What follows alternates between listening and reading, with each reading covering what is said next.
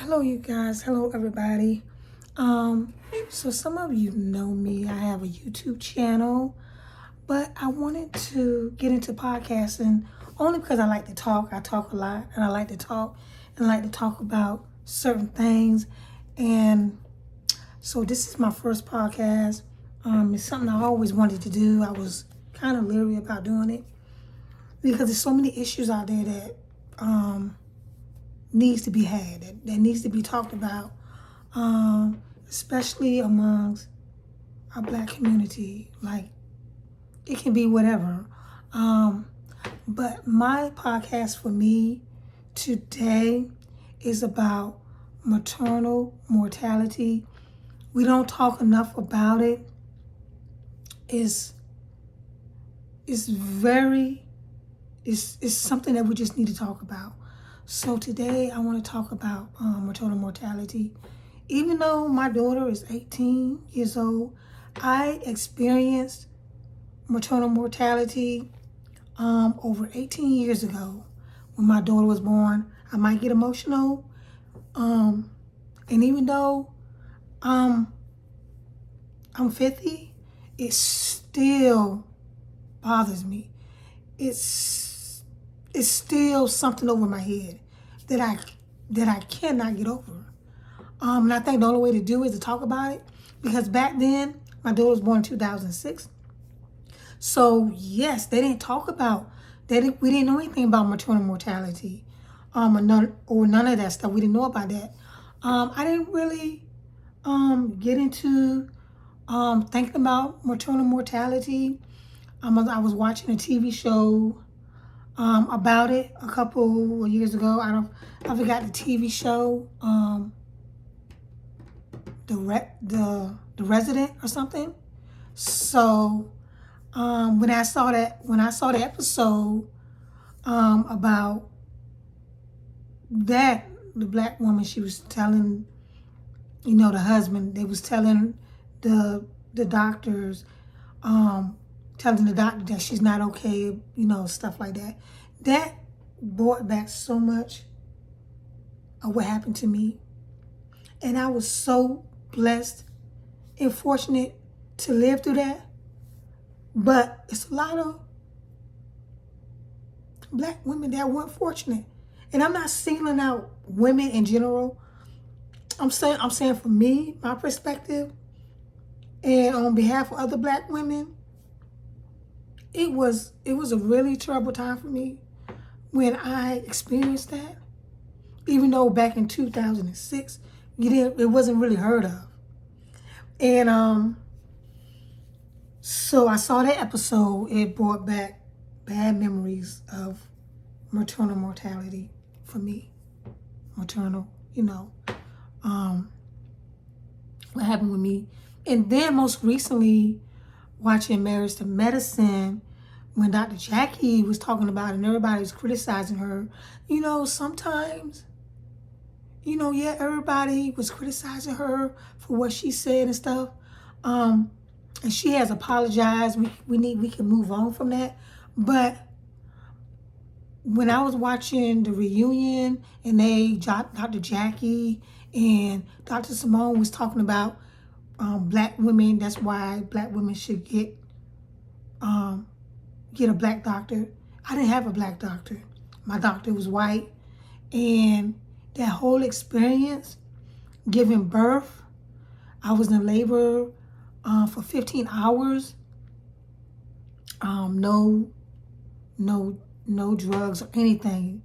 But I wish I had what I knew back then. I wish I had known now. What I know now, I wish I had knew back then. About that, I would have got me a Black doctor. But I had just got married, and I wasn't. The insurance hadn't kicked in until the insurance hadn't kicked in, really. My insurance hadn't kicked in with my husband from his job. So I had to go through Medicaid, low income, I had to go through a doctor that took my my Medicaid. So let me just explain this to you guys. My birth was so traumatic. It was so traumatic that even though my husband wanted more children, I didn't want more children. After my daughter was born, I was like, I had severe postpartum depression afterwards. I was suicidal. I wanted to kill myself. It was so post-traumatic for me that my mom and my mother-in-law, they was in there. My mother-in-law, my mama, and my mother-in-law, they were so distraught. My mom and mother-in-law still talks about it. My mother-in-law, every time, sometimes when she thinks about it, she was like, Linnell, your birth was so, she said, there was so much blood. I was losing blood. They couldn't get my placenta out. They were sticking needles inside of me. It was horrible. My daughter was fine. I told my husband, after my daughter was born, I told my husband, go check on the baby, because they was working on me. I didn't want him to see me. I didn't want him to see me like that. I didn't want him to see me in that state. I just told him to go check on our daughter. And as long as she was okay, I was fine. But it was so traumatic for me that I lost so much blood.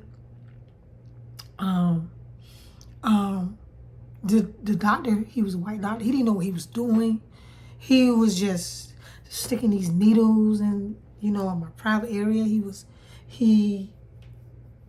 And my mom and my mother-in-law, they was advocating for me the best they could. They was like, you don't know what you're doing. My mom, she was so upset. She was like, this doctor, we need another doctor because he don't know what he's doing. He didn't know what he was doing. I was about to die. I was about to die. And I had to have surgery.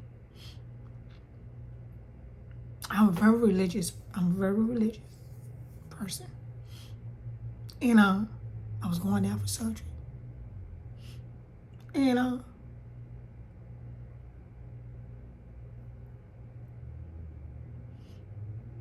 I'm just, I just told my husband, if anything happened to me, you just make sure that our baby's all right. Raise her right. That's all I was thinking in my head, my mind, telling him. And I got 66 stitches. The surgery was successful. I got 66 stitches. 66 stitches.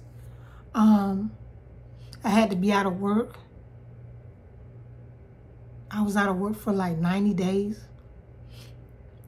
I couldn't hardly walk. The pain was so severe. And I would wish that on anybody. The pain was so severe that I couldn't even get out of bed hardly. My husband, I thank God for my husband because he took care of our daughter the best he could, and he had to go back to work. Of course, we had to feed a family, and I had to take care of the baby by myself. I went into severe postpartum depression. It was a bad time for me. It was like 3 years. And even though I had postpartum depression for like 3 years, a lot of women don't think, because I didn't know postpartum. I didn't know what it was. I didn't, I was like, this ain't real. This is not real. Until I had it. Until I had postpartum depression. I suffered with it for many, many years. 3 years. 3 years. I was suicidal. I wanted to kill myself. My husband, he put me in a mental institute It was so bad I had to go to the mental institute. I tried to kill my baby, my daughter. It was so severe. And I did not know who I was. I didn't have that help. The psychiatrist I saw, he was a man. So of course he don't know. Men, they don't know. So this man psychologist they gave me, he wasn't really helpful to me because I needed a woman. And he put me on medication. The medication made me even worse. So yeah, I suffered. And even though I'm 50, now my daughter's 18, she's grown. She's 18. I still have back flashes. I didn't want no more children. My husband wanted more children. And I told him, even after having the first baby, I didn't want to go through that again. And I remember going to my GYNOB. And my husband was asking him, well, I want another child. He looked at my husband like, she can't have no more kids. After what she's been through, after what she went through. So, my husband, he really didn't understand. He knew, he was there through the whole thing. But, sometimes men, they don't really get it. And he didn't really get it till my doctor. He was a wonderful doctor. I had a black doctor going forward. And he was a good doctor. And he was like, no, she can't have no more. After no more babies. Like, I was so messed up inside. You just don't know. I was so messed up in the inside. My body was messed up. It still is. Like, my body is still messed up. But I'm getting through. And I look at my daughter, I'm thinking, wow, one day she might want to get married and have a baby. I don't want her to go through that. And I'm going to be there every step of the way. And I'm going to make sure I'm going to make sure she get her a black doctor. I don't care if we have to go to Atlanta, Georgia to either Dr. Jackie or Dr. Simone. I will do that. I don't care. I don't care. I love married medicine.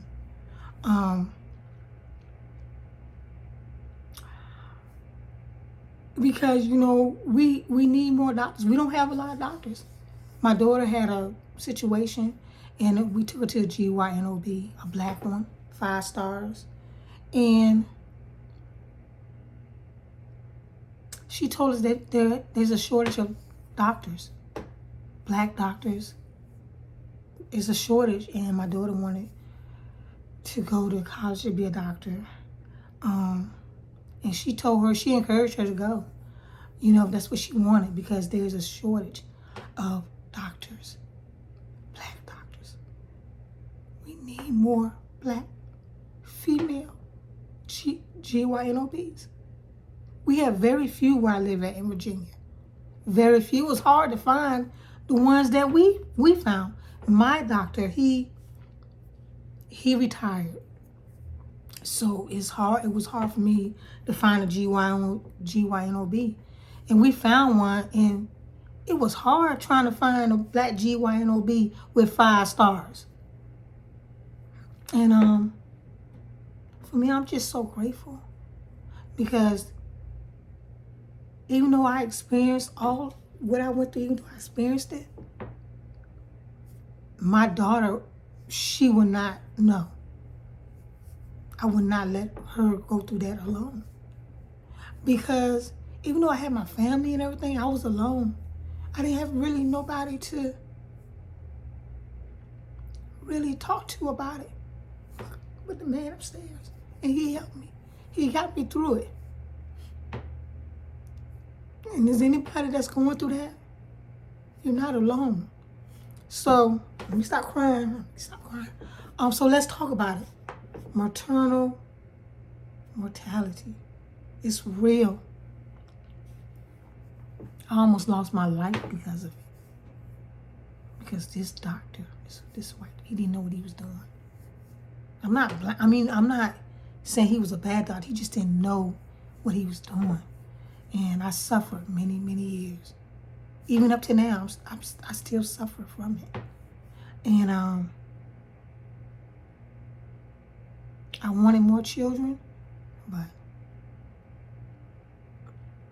my doctor told me my body would not be able to handle another baby. My body won't be able to handle it. So even though I have one child, sometimes I feel guilty because I didn't give my daughter a sibling. And she was like, Mom, don't worry about it. She said, I understand. Now that she's older, she said, Mom, I get it. You went through a lot. So you guys, let's talk about it. I'm so grateful for my new podcast that I'm starting. It just happened. I just said, I'm going to start this podcast. It just, out of this, and this is the topic I wanted to talk about, was maternal mortality. So you guys, let's talk about it. I'm so happy that I'm doing this podcast. It's new for me. And I want you guys to share your thoughts, suggestions on maternal mortality. Whatever your heart says to do, just say it. Comments. Let's talk about it. Let's talk about it. And I love you guys. Have a blessed day. Watch this podcast. It's about my experience with maternal mortality. I almost lost my life. Any other women out there that's if you're pregnant, you're getting ready to have a baby, listen to this podcast. It will change your life. And let's talk about it. Bye-bye. Have a blessed day.